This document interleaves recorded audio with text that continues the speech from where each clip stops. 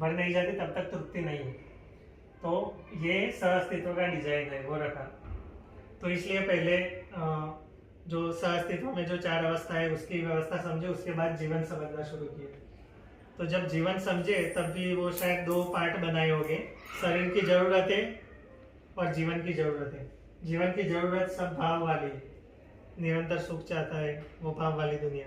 शरीर की जरूरतें सब टाइम बीइंग है, मतलब हमें पूरे दिन खाना नहीं चाहिए, दिन में 2-3 बार भूख लगती है, तो सब वो चीज़ है। प्रकृति ने उसमें क्षणिक सुख भी रखा है ताकि जीवन में ये प्रेरणा रहे कि शरीर को बनाए रखे, और दूसरी चीज कि सुख का आभास रहे, ये चीज बताई होगी।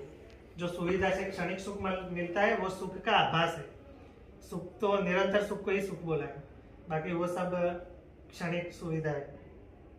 तो वो 2 चीजें अलग होने से क्या बहुत बड़ा टर्निंग पॉइंट आता है कि जो जिंदा रहने का कोई सामान जीने के काम नहीं आता, और जीने का कोई सामान जिंदा रहने के काम नहीं आता। तो यहाँ से बहुत सारी क्लियर होती है, क्योंकि जब तक ये चीज पता नहीं होती ना तब तक वो जीवन तो वही है, उसको मान सम्मान चाहिए, उसको सुख चाहिए, तो वो फिर भौतिक चीजों से ही कोशिश करता है कि मैं दूसरे से बड़ा हूँ, पद में, पैसे में, सुविधा में, तो वो उसी से ही अपना झोला भरने की कोशिश करता है। बट वो ईगो ही है, वो कोई मान नहीं है। ठीक है, तो मान व्यवस्था के अर्थ में होता है कि कोई मानव लक्ष्य के लिए कार्य करता है, अपनी बोला होगा कि अपनी उपयोगिता को जान के ही इंसान तृप्त होता है। तो हमारी उपयोगिता क्या है, जो मानव लक्ष्य के क्रम में है, जागृति के क्रम में, वो अपनी उपयोगिता है। तो वो 2 चीजें एकदम अलग हुई होगी। तो ये एक गलती कि खुद को शरीर मान लिया, इसलिए इंसान ने कोशिश करी सुविधा से सुख और सामान से सम्मान, इन शॉर्ट सुविधा से सुख की कोशिश करी। तो वो एक गलती पकड़ में आई। तो उसके बाद फिर हमने जीवन को समझना शुरू किया। तो जीवन में ऐसा प्रस्ताव रखा कि 10 क्रियाएं हैं, 5 बल, 5 शक्ति, मतलब 5 स्थिति है, 5 शक्ति है। तो उसमें हम 4.5 क्रिया तक देख पाते हैं, ऐसा बोला। वैसे 5 क्रिया देख पाते हैं, लेकिन 5वीं क्रिया वो पूरी एक्सप्रेस नहीं है। हम देख पाते हैं कि तुलन हो रहा है, बट वो न्याय धर्म सत्य का अभी तुलन आया नहीं है, इसलिए उसको आधा बोलते हैं। बाकी तो आया ही होगा आस्वादन, हर चीज का मन आस्वादन करता है, आस्वादन, चयन और तुलन, विश्लेषण। मतलब तुलन और विश्लेषण अलग नहीं है, तुलन एक स्थिति बना रहता है, तोलना, लेकिन वो तोलने की जो क्रिया है, गति, वही विश्लेषण है। ऐसे ही जैसा आस्वादन बना रहता है उस हिसाब से ही चयन होता रहता है। और जैसे ये जितने भी अनुभव होते हैं, अनुभव मतलब जो आस्वादन से लेके वो सबका चित्रण भी होते रहता है। मतलब ये जो 5 इंद्रियों से सारे चित्रण हुए हैं वो सब चित्रण में स्टोर है, चित्त में स्टोर है। तो जब न्याय धर्म सत्य की दृष्टि बनती है, न्याय धर्म सत्य को भी परिभाषित किया, न्याय मतलब इंसान समाधानित हो जाए, समझ जाए तो समाधान हुआ। परिवार में अगर सब समझ जाए तो उभय तृप्ति भी होगी, समृद्धि होगी, और उभय तृप्ति होगी तो न्याय हो गया।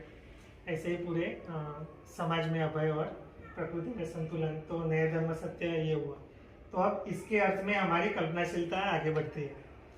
तो कल्पनाशीलता को अब हमने यूज किया, उसको, उसका प्रयोजन है कि हम चीजों को समझ सकें। तो एक चीज बोली होगी शायद भैया ने, तर्क में तात्विकता को छूने की ताकत है। तो इसको उपयोग करके हम कल्पनाशीलता से सब समझने की कोशिश करते हैं। और कल्पनाशीलता का तृप्ति बिंदु अनुभव है। तृप्ति बिंदु यानी अब सारी कल्पनाएं सही के अर्थ में ही है। अगर सारी कल्पनाएं व्यवस्था के ही अर्थ में है तो तृप्ति, जो इंसान को तृप्ति मिलती है, वो संतोष यहाँ ही लिखा हुआ होगा कि चित्त के लेवल पे वो संतोष रहता है। तो कल्पनाशीलता का तृप्ति बिंदु ही अनुभव है। तो जैसे जैसे चीजों को समझते जाते हैं, साक्षात्कार होता रहता है, जैसे साक्षात्कार होता रहता है, स्वीकृतियाँ होती है, वो सब बुद्धि में सही चीजें ही स्टोर होती है। तो ऐसे बुद्धि साक्षात्कार होते होते बुद्धि पूर्ण होती है तो आत्मा व्यापक में अनुभूत होती है, ऐसा प्रस्ताव है। तो ये अध्ययन विधि से होता है। तो ये शायद पूरी चीज बात हुई। उसके बाद आज भी थोड़ी चर्चा की है। वैसे जनरली जो आज का पॉइंट था वो जीवन क्रिया से पहले ले लेते हैं कि जो 4 अवस्था है उसमें मानव ने ही लिया ही है, दिया नहीं है। तो यहाँ एक और सूत्र आया कि जीने देना ही जीना है। जो धरती होती है वो पूरी ताकत लगा के पेड़ पौधे बड़ा करती है। तो पेड़ पौधों को बड़ा करने के लिए जो देना, वही मिट्टी के लिए जीना हुआ।